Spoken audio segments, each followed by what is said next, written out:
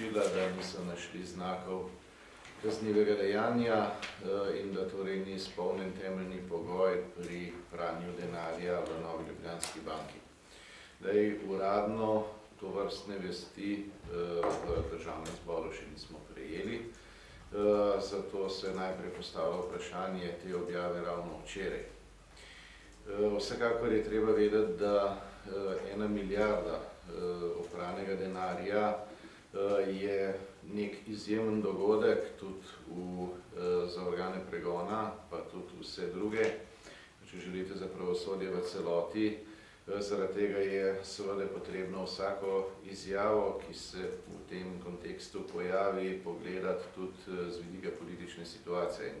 Zelo nenavadno je, upam, da se boste vsi strinjali, da se taka izjava objavi natanko na isti dan, ko je neuradni portal CIE, pa še nekateri drugi portali tajnih služb objavil prve informacije o tem, da se je v Sloveniji opralo milijardo denarja iz države, ki je bila takrat pod embargom Organizacije združenih narodov in seveda pod udarom zakonodaje o prepovedi in preprečevanju financiranja terorizma.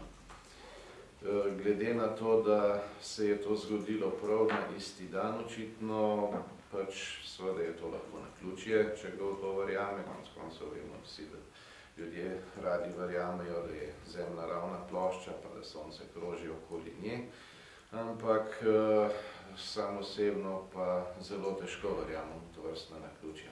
Očitno je bolj mogoče sklepati, da nekomu v temnem trenutku, kot po domače rečemo, gori tam nekje 10 cm pod trtico in da se je zaradi tega nekdo počutil kot nekoliko ogrožen.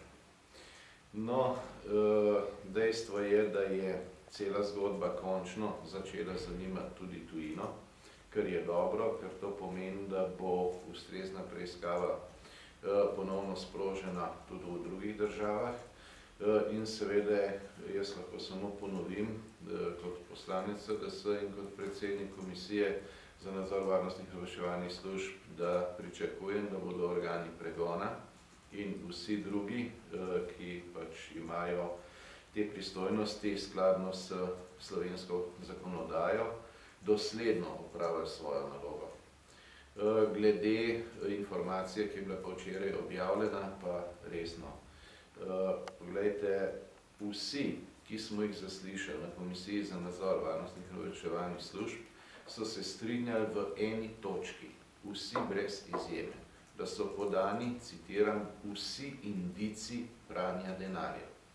Tako glede samega mehanizma, ki je značilen, denar pride iz dvomljivega vira, se potem skoncentrira preko legalne institucije, v tem primeru je bila to banka v javni lasti, Nova Ljubljanska banka, in se razdrobi na zelo veliko število različnih naslovov, praviloma v različnih delih sveta. Tudi ta pogoj je bil izpolnjen, šlo je za več kot 9000 naslovov.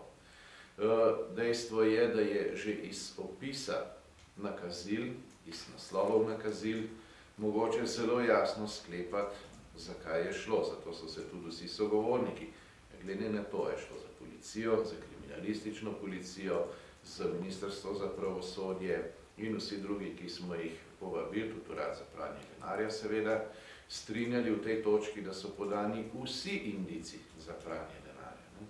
Kajti med naslovniki ste imeli tudi Niki Miško, pa Ano Karenino in tako naprej. Skratka, očitno je šlo za izmišljene naslove, za izmišljene nakazila in tudi seveda očitno izmišljen vzrok. Če bi toliko fitness opreme šlo v Iran, kot je bilo po vrednosti zajeto v teh nakazilih, bi verjetno tam vsaka hiša imela svoj fitness studio, da o zmrznenih piščancih sploh ne govorim. Gre torej za očitno dejstvo, da je tovrstna informacija, ki je zaenkrat, še enkrat poudarjam, neformalna, bila očitno lansirana samo zato, da se ne bi poročalo o tem, da so se začele tudi tuje službe resno ukvarjati s to zadevo, da se je na ta način pravzaprav prekrilo to informacijo, kar je škoda. Toda od vseh služb, od organov pregona in od vseh drugih pričakujemo, da dosledno in v celoti opravijo svojo nalogo, da ugotovijo vse elemente morebitnih kaznivih dejanj, da ugotovijo vse, ki so za to odgovorni, vse, ki so v tem postopku bodi si prekoračili svoja pooblastila, bodi si oškodovali družbe, za katere so delali, tudi Novo Ljubljansko banko, tudi ta informacija sicer govori, da v tej smeri preiskava še teče, in seveda, da se osvetli vse vidike te zgodbe. Kar se pa tiče tistega temeljnega vprašanja, ki se postavlja tukaj kot kakšen je izvor tega denarja, bi spomnil, da je bil Iran država, ki je bila v tistem trenutku pod embargom Združenih narodov.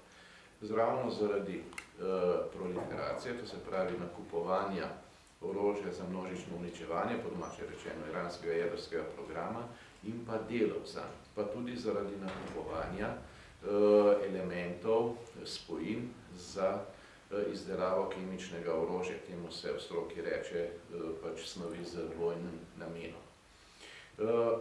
Očitno je, da so vsi ti pogoji, skratka, da se vse to v tem primeru pokriva in prekriva in že naše dosedanje preiskave so tukaj zelo jasne. Ne samo, da je v tem delu pač pravno gledano stvar popolnoma jasna, ampak gre še za to, da je denar pritekal iz iranske banke za obnovo in razvoj. To se pravi iz tiste banke, v tem času mislim, da se je že preimenovala, iz tiste banke, ki je bila pa takrat izrecno na črni listi Evropske unije. To se pravi, tudi če se nekdo postavi na stališče, da sam denar, čeprav je očitno iz tiste države in s tistim namenom, ki je bil prepovedan, da to samo po sebi še ne bi bilo kaznivo dejanje, je v tistem delu, ko je prihajal iz banke, ki je bila na črni listi, s katero je bila prepoved poslovanja. Poslovanje s tako banko je kaznivo dejanje. Je že v tem delu torej ta pogoj očitno izpolnjen. To se pravi, v vsakem primeru je tukaj mogoče ugotoviti kaznivo dejanje, če se to hoče, in potem tudi ustrezno odreagirati. Zdaj spomnil bi še nekaj. Če nekdo postavlja v slovenski policiji, s to dilemo smo se namreč že ukvarjali takrat prvič, ko smo sploh to stvar odkrili in se z njo prvič seznanili, kaj pravzaprav pomeni kaznivo dejanje.